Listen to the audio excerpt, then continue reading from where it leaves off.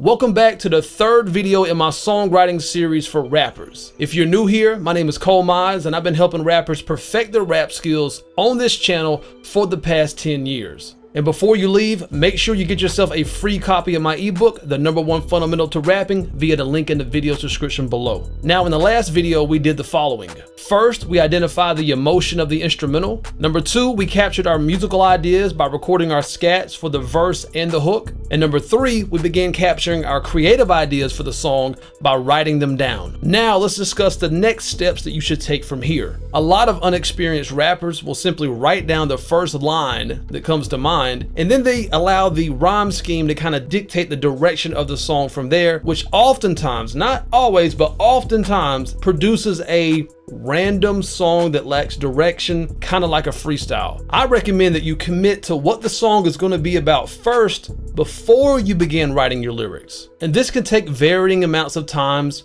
from song to song. Sometimes the first concept that you think of is what you end up running with, and other times you may have to sit with it for a little bit longer. And oftentimes when you're jotting down your ideas, it can lead to inner conversations where you go into like deeper rabbit holes, which can inspire you to dig deeper into topics. Essentially, when we're writing songs, we're pouring out of ourselves. But sometimes we need to focus on pouring into ourselves so we have something to pour out of ourselves. So take whatever time you need, but focus on committing to what the song is going to be about, and continue to jot down any creative ideas that may come to you. Even though we're not focusing on lyrics right now, even if you get lyrical ideas, go ahead and jot those down. And even if you don't use them for this song, you could use that as a creative spark to start another song. And once you commit to a concept for your song, it's time to start working on the storyboard. And the storyboard is just a game plan for what you're trying to accomplish for each section of the song. For an example, if you're writing a song about the first time that you got your heart broken,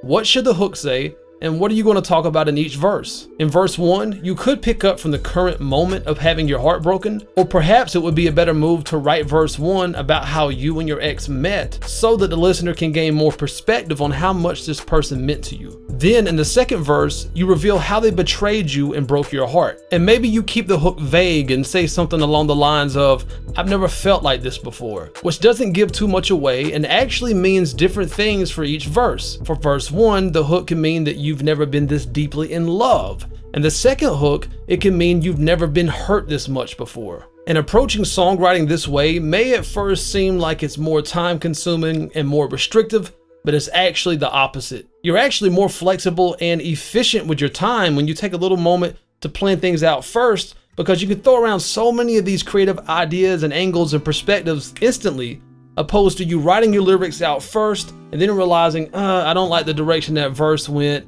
I don't like the direction the song is going. Let me scrap all that, rethink all that stuff, and then rewrite all my lyrics again. And this planning stage of songwriting does not have to take a lot of time. And as you advance as a songwriter, you'll be doing a lot of these things kind of in your head on the fly. It doesn't have to be a long, drawn-out process. I like to think of songwriting like driving a car. Before I drive a car, I typically have a destination in mind and a route on how I plan to get there. But when you're writing a song, leave a little bit of wiggle room in there to tweak the route to your destination, because you're still going to be getting creative ideas as you're writing the song. So you want to leave some room for some spontaneity. And being flexible during the songwriting process will prevent you from getting stuck. And I've found that people get stuck during the songwriting process for 5 main reasons. 1, due to a lack of direction, they get lost. 2, due to a lack of planning, they say too much too soon, leaving themselves nowhere else to go. Number 3, they box themselves in too much by chasing complex rhyme schemes and cadence patterns, and don't give themselves permission to explore spontaneous creative ideas, which limits their options. Number 4, they overthink things and obsess over small details that don't matter in the grand scheme of things. And number 5, they spend too much time working on a song and it loses its newness and they lose their excitement and interest. My philosophy behind the creative process is really just a matter of balance. You should have a goal that you're trying to achieve, but you should be flexible on how you get there. It's wise to plan, but it's even more wise to hold on to your plans loosely so you can pivot when changes happen. In the wise words of Andre 3000, you can plan a pretty picnic, but you can't predict the weather. With all that being said, I'm about to commit to the song that I'm writing based off of my previous brainstorm. I felt verse 1 of the instrumental felt like some type of conflict, and the hook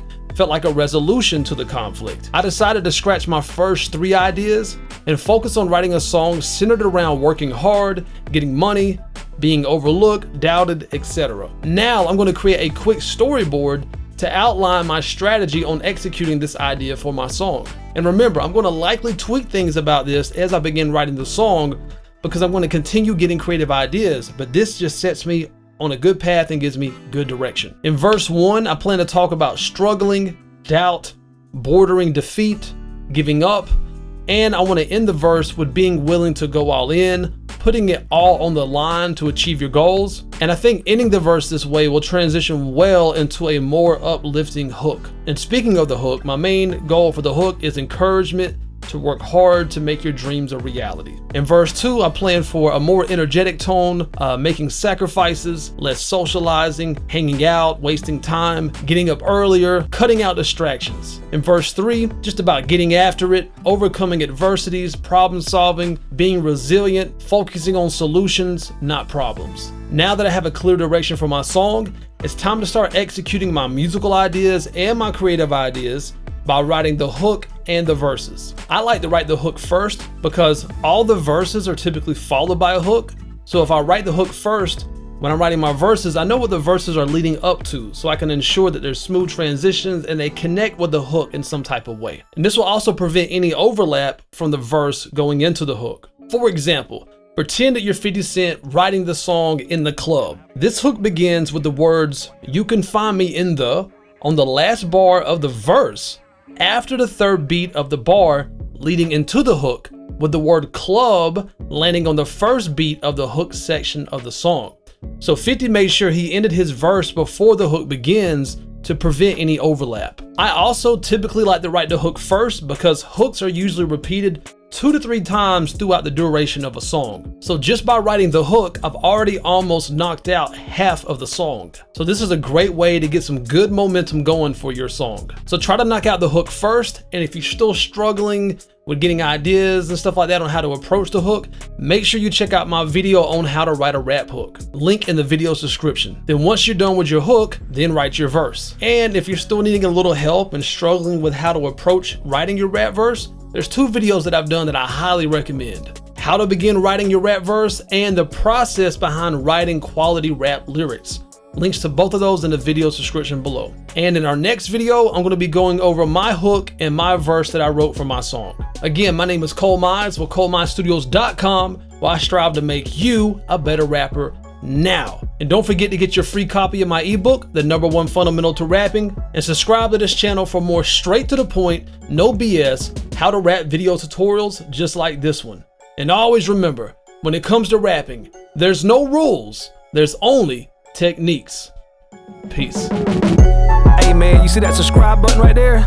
Kill it, kill it, kill it, kill it, kill it, kill it, kill it. Oh, and don't forget the bell icon. Kill it, kill it, kill it, kill it, kill it, kill it, kill it. Hey, I know you see that like button, right? Kill it, kill it, kill it, kill it, kill it, kill it, kill it. And look at yourself in the mirror and tell yourself, today I'm gonna kill it, kill it.